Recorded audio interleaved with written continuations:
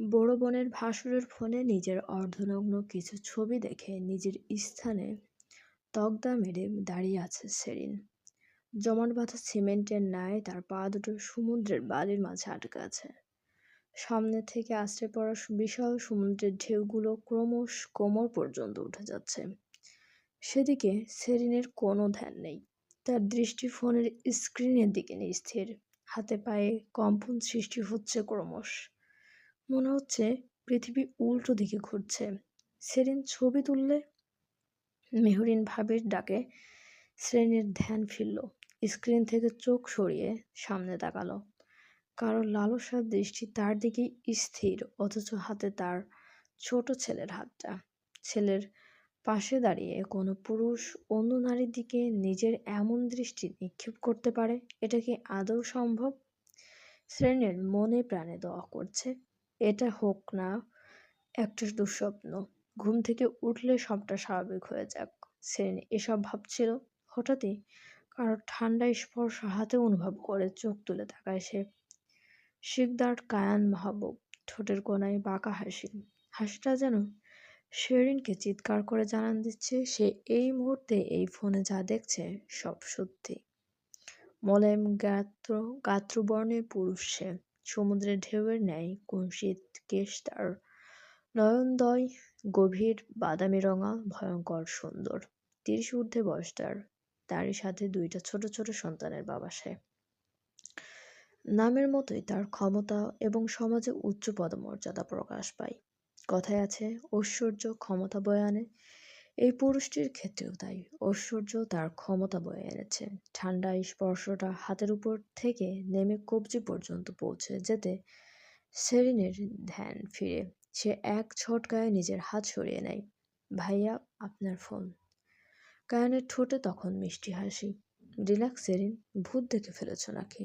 এমন চমকে উঠল যে সেরিন বুঝতে পারছে সে কি করবে বা কি বলবে বুঝতে পারছে না।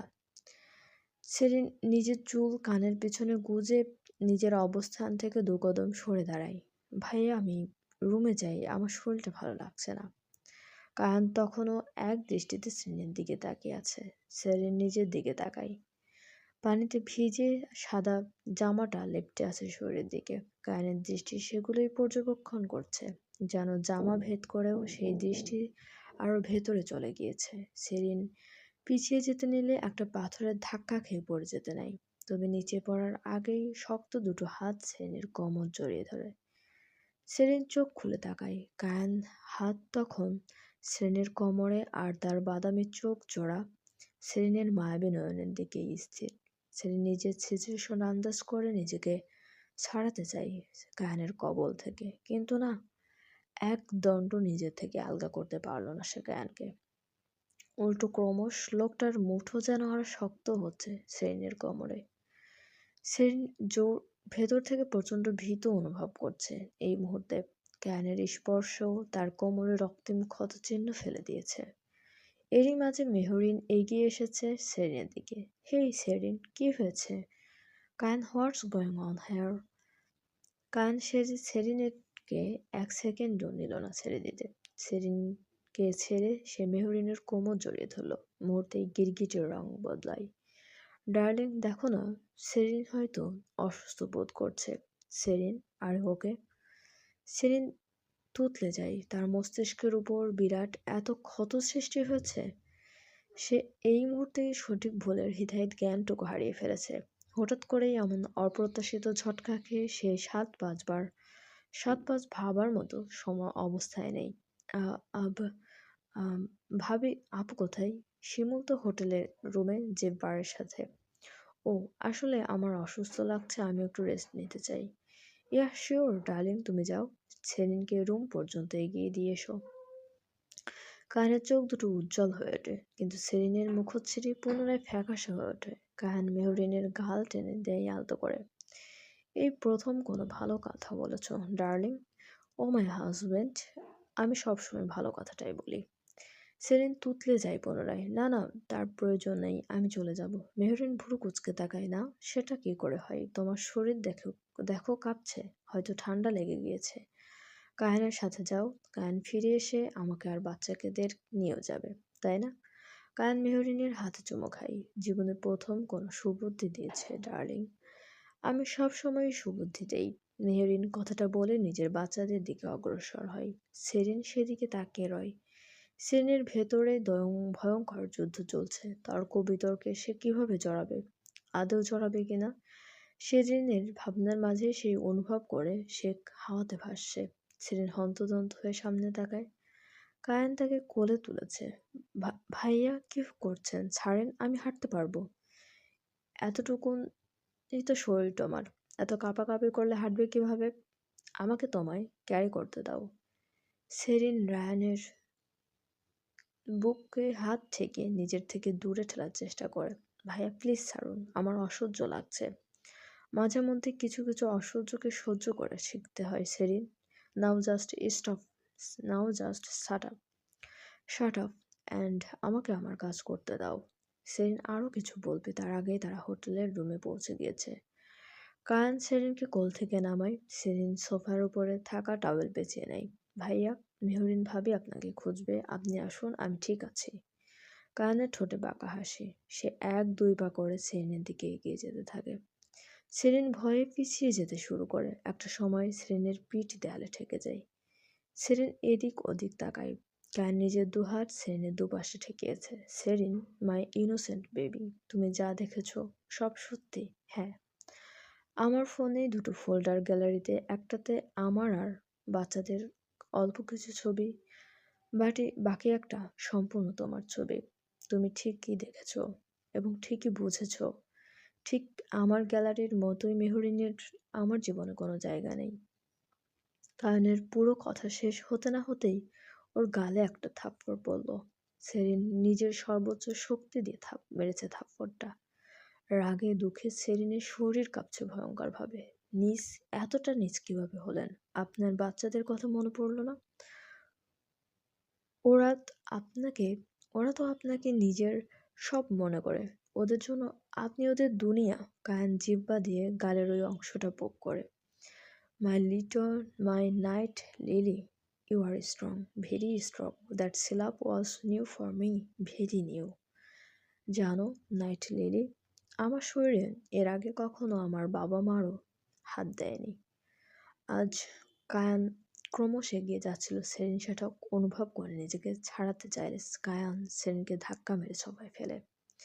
কায়ানের এই মুহূর্তে প্রচণ্ড রাগ হচ্ছে। সে মেনে নিতে পারছে না থাপ্পড়টা। ধাক্কায় তীব্রতায় সেরিন নিজেকে ধরে রাখতে ব্যর্থ হয়। সোফার কোনায় লেগে মাথাটা ঝিমঝিম করে ওঠে।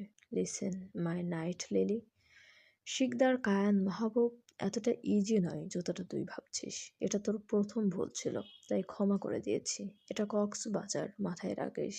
এই হোটেল রুম থেকে একা কোথাও পা বাড়ালে না, তোর পা দুটো কেটে সমুদ্রের বালিতে চাপা দিয়ে দেব। কায়ান ঝুঁকে সেরিনের ভেজা চুল মুষ্টিবদ্ধ করে নেয়।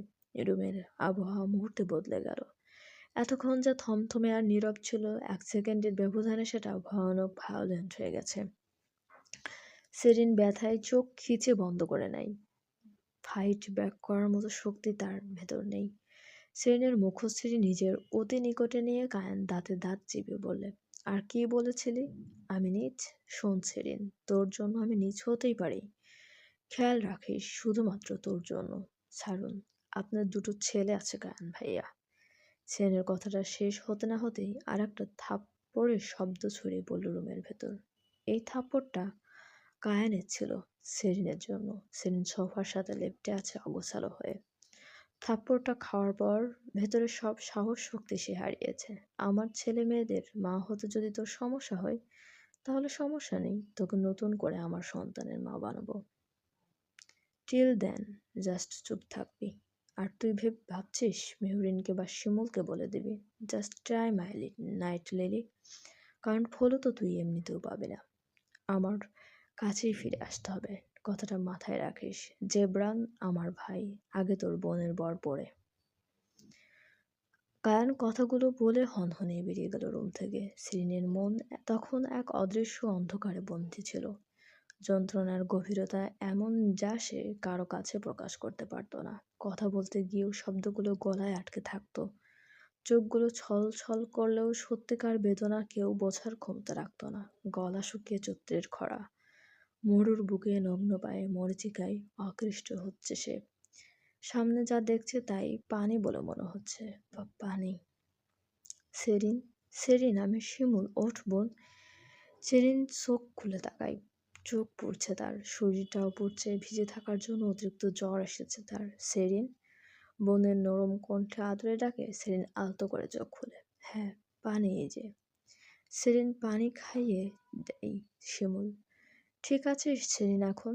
হুম। সেরিন শিমুল পাশ ফিরে জেবরানের দিকে তাকায়। জেবরান পাশেই দাঁড়িয়েছিল। ওকে ওষুধ খাইয়ে দাও। পাশ থেকে মেহরিন বলে, আমি ভেবেইছিলাম সেদিন অসুস্থ। কায়ানকে বললাম তোকে রুমে পৌঁছে দাও, তবে রুমে এসে ও এতটা অসুস্থ হয়ে পড়বে বুঝিনি। সেরিন চুপচাপ চোখ বন্ধ করে রেখেছে। শিমুল সেরিনের কপালে হাত দেয়। আপু, মনে তো হচ্ছে প্রচণ্ড জ্বর এসেছে। কায়ানকে বলবো ডক্টর কল করতে? কায়ানের নাম শুনে সেরিনের জঘন্য লাগছে। সে মৃদু কণ্ঠে বলে ওঠে, না, বলবে না, আমি ঠিক হয়ে যাব। মেহরিন এগিয়ে আসে। ওর হয়তো সমুদ্রের পানি ছুট করেনি শিমুল, তুমি চিন্তা করো না। কাল তো আমাদের ফিরতে হবে, সেরিনকে এভাবে নিয়ে ফিরবো কিভাবে? আরে সমস্যা নেই, আমরা চট্টগ্রাম পর্যন্তই যাব। সেরিনকে সুস্থ না হওয়া পর্যন্ত আমি বাড়িতে ফিরতে দেব না। কত শখ করে মেয়েটা ঘুরতে নিয়ে এসেছিলাম, এভাবে অসুস্থ হয়ে গেল। আপু কতক্ষণ ভিজেছিল? বেশিক্ষণ না, তুমি তো জানো জিনু আর জারিফ কতটা বিরক্ত করে সমুদ্রে এসে। কায়ান ওকে ফোন দিয়েছিল আমাদের ছবি তুলে দিতে। ছবি তুলতে নিয়েই সেরিনের শরীরটা খারাপ হয়ে যায়। আঙ্কেল আন্টিকে কি জবাব দেবো আমি? আপু, ইটস ওকে, সুস্থ অসুস্থ হতেই পারে মানুষ। তারপরেও আই ফিল ব্যাড। সমস্যা নেই, আমি কায়ান ভাইয়াকে কল করে দিয়েছি, ডক্টর এসে সেরিনকে ওষুধ দিয়ে যাবে। হ্যাঁ, সেটাই ভালো। সেরিন শুধু চোখ দুটো বন্ধ করে ওদের কথা শুনে গেল। কিছু বলার মতো সৎ সাহস সেও করে উঠতে পারল না। এখন কিছু বললেও হয়তো ওরা ভাববে জোরের ঘরে সেদিন উল্টাপাল্টা বকছে। সমুদ্রের বিরাট বিরাট ঢেউগুলো পাহাড়ে আছড়ে পড়ছে। বাতাসের বেগ দক্ষিণ দিকে বইছে। মাথার উপর পরিষ্কার ঝলমলে তারাযুক্ত আকাশ, এক কোণায় একটি অর্ধক্ষেকো চাঁদ, যা তারই সাথে ঝলমল করছে নীরবে। রাতের নিস্তব্ধতা নিজের ভেতরে নিজেই একটা উপাখ্যান। কায়ান দাঁড়িয়ে আছে সমুদ্রের পাড়ে, তার পেছনে দুজনেই দেহরক্ষী। কায়ানের পরনে কালো শার্ট, বুকের কাছের বোতাম দুটো খোলা। লোকটার বয়স হলো মুখশ্রীতে, তারপর অবকাশ পায় না বেশি একটা। এখনো সে তার 20-তে পড়ে আছে এমন লাগে। সব থেকে আকর্ষণ তার কুঞ্চিত কেশ। এই গঠন তাকে বেশ মানায়। বাম হাতের সিগারটা বেশ শেষ টানটুকু দেয়। এরই মাঝে ডান পাশ দিয়ে হেঁটে আসে দুটো মানুষ। কায়ানকে দেখে মাথা নুইয়ে গ্রিট করে, গুড আফটারনুন স্যার। কায়ান হাতে সিগারটা বালিতে ফেলে ফিরে যায়। গুড আফটারনুন, সব কিছু তৈরি তো? জি স্যার, আপনি যা বলেছিলেন সবই তৈরি। তা আমাকে তাহলে কবে পাঠাচ্ছেন সব কিছু? আপনি চট্টগ্রামে ফিরলেই সব কিছু আপনার গোদামে মজুদ হবে। এটা আমাদের ওয়াদা। Good, very good. আপনাদের বসকে বলে দেবেন। শিকদার, কায়ান, মাহবুব ওয়াদা দেওয়া কথাগুলো একটু বেশি বিশ্বাস করে, আর ওয়াদা ভঙ্গকারীকে একটু বেশি ঘৃণা করে। আপনাকে বস বলেছে? আমরা আপনাকে অভিযোগ করার কোনো সুযোগ দেব না। কায়ান বাঁকা হাসে। That's great, I like that.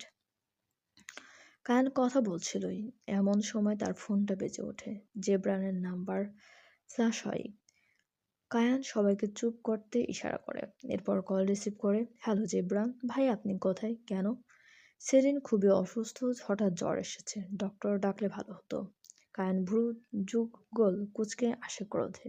কর্কশ কণ্ঠে বলে, আমি যে শিমুলকে বলেছিলাম সেরিনের রুমে যেতে। হ্যাঁ, শিমুল তো এসেছে। এসেই দেখে এই অবস্থা। 4 ঘন্টা পর, তাই তো? হ্যাঁ ভাইয়া, আমি আসছি ডক্টর নিয়ে। ওকে ভাইয়া, ওকে। ফোনটা কেটে কায়ান বিরক্ত হয়। Fucking useless Sinha. কায়ানের সেক্রেটারি এবং দেহরক্ষী দুটোই ডক্টরকে কল করো। ওকে বস, চলবে।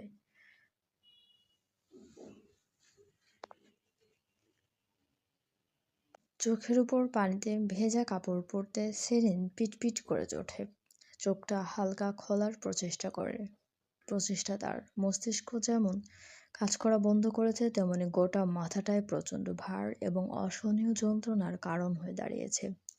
শিমুল সেরিনের হাতে হাত রাখে। থাক, চোখ খুলিস না, ডক্টর এসেছিল, তোকে লবণ জলের পটি দিতে বলেছে, তাই দিচ্ছি। সেলিন কোনো শব্দ করল না। কথাটা শোনার পর রুমের ডান দিকে বিরাট এক জানালা, গ্লাস খুলে দিতেই সমুদ্রের কূল এবং সেদিক থেকে ধেয়ে আসা বাতাসের অপূর্ব এক প্রাকৃতিক মিশ্রণ। কিছু নারকেল গাছ আকাশের দিকে সোজা হয়ে দাঁড়িয়ে আছে। একটি 5 তারকা হোটেলের সবথেকে সুন্দর ভিউ এনজয় করার মতো জায়গা। সেই রুমটাই সেরিনের। জানালার পাশেই দাঁড়িয়ে সিগারেট টানছে কায়ান। মেহরিন বাচ্চাদের নিয়ে রুমে চলে গিয়েছে। কায়ান ডক্টর নিয়ে আসার পর ডক্টর ওষুধ দিয়ে চলে গিয়েছে। রেস্ট করতে বলেছে সেরিনকে। আপাতত রুমে শুধুমাত্র সেরিন, শিমুল, জেব্রান এবং কায়ান উপস্থিত। জেব্রান ভাইকে এতগুলো সিগারেট টানতে দেখে কিছুটা অবাক হলো। ভাইয়া, আপনি ঠিক আছেন? কায়ান হাতের সিগারেট জাস্ট কৌটায় ফেলে গম্ভীর কণ্ঠে উত্তর দেয়, কেন? না মানে এতগুলো সিগারেট আপনি সচরাচর। থেমে যায় জেব্রান। বড় ভাইয়ের উপর এর থেকে বেশি কথা বলার সাহস তার নেই। সেরেনের কানে যখন কায়ানের গম্ভীর কণ্ঠ ভেসে আসে তখন তার ভেতরেরটা কেমন করতে শুরু করে। সেরিন বোনের হাত শক্ত করে ধরে। শিমুল তা দেখে সেরিনের দিকে ঝুঁকে যায়। সেরিন, কিছু লাগবে বোন আমার? আপু, বল, আজ রাতে এখানে থাকবে? হ্যাঁ থাকবো তো, তোকে একা রেখে কোথায় যাব? সেরিন শান্তি পায়। সে হাতটা সরিয়ে নিয়ে বাম দিকে কাত হয়ে গেল। অনেকটা সময় সোজা হয়ে থাকার কারণে কোমর যন্ত্রণা করছে। কায়ান বাঁকা হাসে, মনে মনে বলল, মাই নাইট লিলি ইজ স্কার্ড। তাকে আমার জন্য ভয় পেতে দেখাটা সো ফাকিং অ্যামেজিং। ভাইয়া ডিনার করতে যাবে না? না, তোরা যা, ততক্ষণ আমি আছি সেরিনের বাসে। শিমুল এলে তারপর আমি চলে যাব। শিমুল ফিরে যায় কায়ানের দিকে। কায়ানকে সে সম্মান করে। কায়ানের এমন আচরণ তাকে আরও বেশি সম্মান করতে বাধ্য করে। ভাইয়া, আপনি থাকবেন? Any doubt? না না ভাইয়া। শিমুল, চলো তাহলে, চলো। শিমুল এবং জেব্রান বেরিয়ে যায়। ততক্ষণে সেরিন প্রায় ঘুমের প্রভাবে মাতাল। এমনিতেই চোখ পুড়ছে, ভয়ঙ্কর যন্ত্রণা দিচ্ছে, তারপর শরীরটা যেন এক অদ্ভুত যন্ত্রণায় কাতর হয়ে যাচ্ছে। জ্বরের তীব্রতা একটু কমেছে কিনা বলা মুশকিল। কায়ান সেরিনের পাশে বসে নিজের পাশে কারোর উপস্থিতি বেশ অনুভব করলো সেরিন। ভেবেছে হয়তো আপু।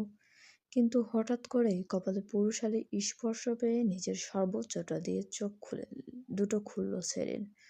ভয়ানক রক্তিম চোখ হয়ে আছে চোখ জোড়া। কায়ান সেরিনের চোখে হাত রাখে। চোখ খুলেছে কেন? কষ্ট হচ্ছে না? আপনি চলে যান প্লিজ। কেন সেরিন? আমাকে কি এতটাই অপছন্দ? সেরিন নিজের যুক্তিতর্ক সব হারিয়েছে। সেই এই মুহূর্তে পারছে না যুক্তি দিয়ে তর্ক জড়াতে। এ কেমন মায়াজাল! কায়ান সেরিনের কপাল থেকে চুলগুলো সরিয়ে দেয় আলতো করে। Serin, sweetheart, behave like nothing happened. এত প্যারা তুমি একা নিলে আমি কি নিব বলো? আমাকে ছেড়ে দাও না প্যারা নিতে। দেখবা তুমি কোনো উপায় পাচ্ছ না রাগ করার। সেরিন নিজের কপাল থেকে কায়ানের হাতটা এক ঝটকায় সরিয়ে দেয়। নিজের অবশিষ্ট শক্তিটুকু দিয়ে নিজেকে সরিয়ে নেয় কায়ানের থেকে। কায়ান তখনও নিজের হাতের দিকে তাকিয়ে আছে, যে হাতটা সেরিন ঝটকা দিয়েছে। ঘৃণা হচ্ছে আমার, দয়া করুন, বেরিয়ে যান প্লিজ। কায়ান শান্ত কিংবা ধৈর্য রাখার মতো মানুষ নয়, তবে সে এই মুহূর্তে চুপ আছে। সেরিনকে কষ্ট দিলে হিতে বিপরীত হবে। সেরিন, তুমি কি চাইছো? তোমার সাথে খারাপ কিছু হোক? সেরিন চোখ জোড়া বন্ধ করে নেয়। কি চান আপনি? চাওয়ার তো কিছু নেই Serin. You are mine and that's the only truth. আর এসব কবে থেকে হলো? কোন সব? এই যে আমি আপনার ব্যাপারটা। সুইটহার্ট, এটা তো তোমার জন্ম থেকেই। তুমি জানো না, স্ত্রীকে বানানো হয় স্বামীর বাম পাঁজরের হাড়ের ন্যায়। সেরিন বিরক্ত, আর তর্ক করতে পারছে না সে। কায়ান বাঁকা হাসে। সেরিন, আমি কেন?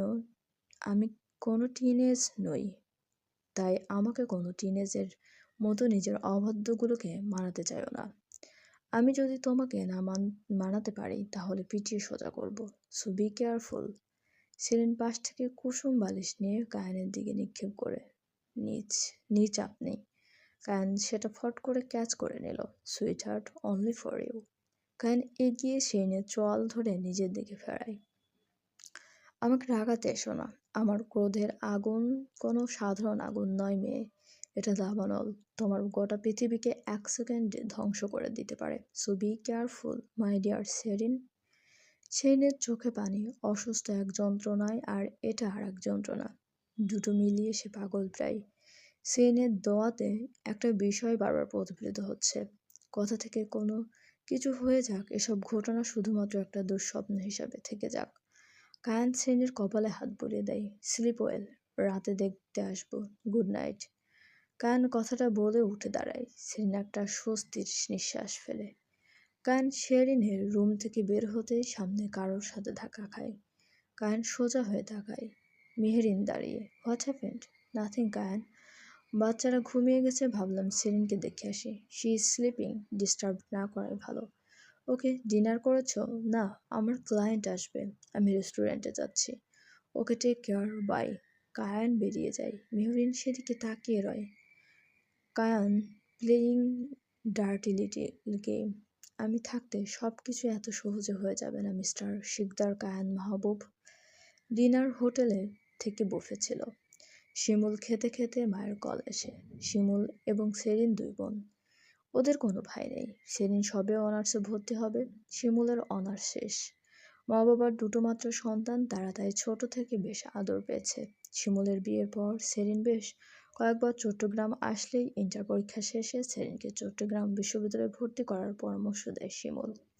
তাদের বাড়ি থেকে বিশ্ববিদ্যালয় যেমন নেই, তেমনই সেরিন একা তেমন একটা থাকেনি।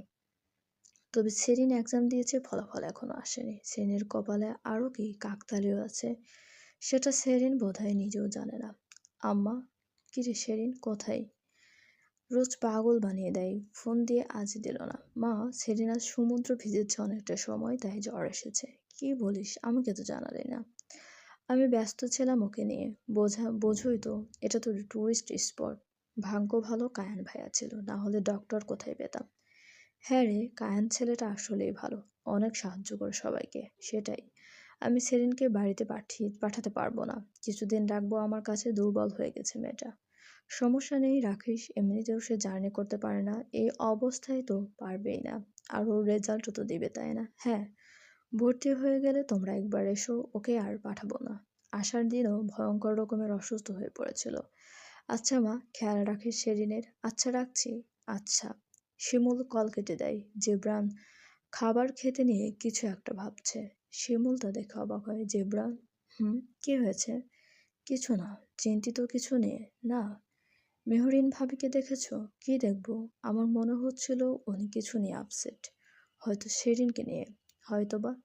দুজন খাবারে মনোযোগ দেয় পুনরায়। চলবে।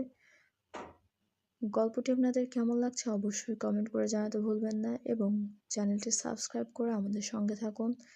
অনেক অনেক ধন্যবাদ।